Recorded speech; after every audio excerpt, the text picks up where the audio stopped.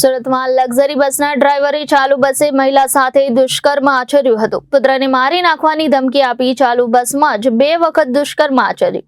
સુરતમાં લક્ઝરી બસના ડ્રાઈવરે ચાલુ બસે મહિલા સાથે દુષ્કર્મ કર્યા હોવાનો મામલો સામે આવ્યો છે. પુત્રને મારી નાખવાની ધમકી આપી ચાલુ બસમાં જ 2 વખત દુષ્કર્મ આચર્યું હતું. પરવટ પાટિયાની 33 વર્ષીય મહિલા દુષ્કર્મનો ભોગ બની હતી. 7 વર્ષના પુત્ર સાથે લાઠીથી મારુતિનંદન ટ્રાવેલ્સની બસમાં મહિલા સુરત પરત ફરી રહી હતી. ત્યારે ચાલુ બસે મહિલા સાથે 3 કલાકમાં 2 વખત દુષ્કૃત્ય આચરવામાં આવ્યું હતું. મહિલાની ફરિયાદને આધારે કાપોદ્રા પોલીસે ગુનો નોંધી તપાસ હાથ ધરી હતી. મહિલા લાઠી જતી હતી ત્યારે ટિકિટ ઉપર લખેલા તેના મોબાઈલ નંબરના આધારે ડ્રાઈવરે અવારનવાર ફોન કરી ફ્રેન્ડશિપ રાખવા માટે પણ દબાણ કર્યું હતું. જે આરોપીની ધરપકડ કરવા પોલીસે ચક્રો ગતિમાન કર્યા છે.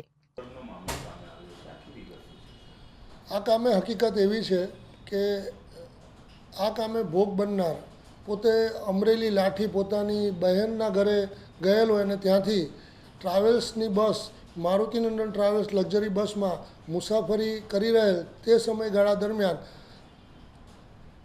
ટ્રાવેલ્સના ડ્રાઈવરે બનાવના દિવસે રાત્રિના 2:00 થી 5:00 દરમિયાન તેની સાથે તેની મરજી વિરુદ્ધ શરીર સુખ માણેલ હોય અને આનું અન્વયે જો તું કોઈને હકીકત જણાવીશ તો હું તને જાનથી મારી નાખીશ તેવી ધમકી આપેલ હોય.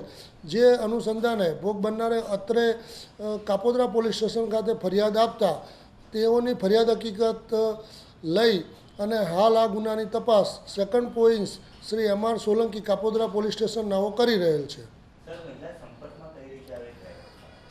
આ કામે હકીકત એવી છે કે આ મહિલા અત્રેના સુરત શહેર ખાતે રહેતા હોય અને તેઓ પોતાની બહેનના ઘરે તારીખ 14/9/2024ના રોજ ગયેલ હોય અને પરત જ્યારે ગયેલ ત્યારે આ ડ્રાઈવર સાથે સંપર્કમાં આવેલા અને મોબાઈલ નંબરથી કંઈક વાતચીત કરવા માટે ડ્રાઈવર તેઓને દબાણ કરતો હતો તેવી હકીકત તેઓએ ફરિયાદમાં જણાવેલ અને પરત ફરતી વખતે પણ આ જ બસમાં તેઓ આવેલા અને તેની સાથે આ દુષ્કર્મનો બનાવ બનેલ છે.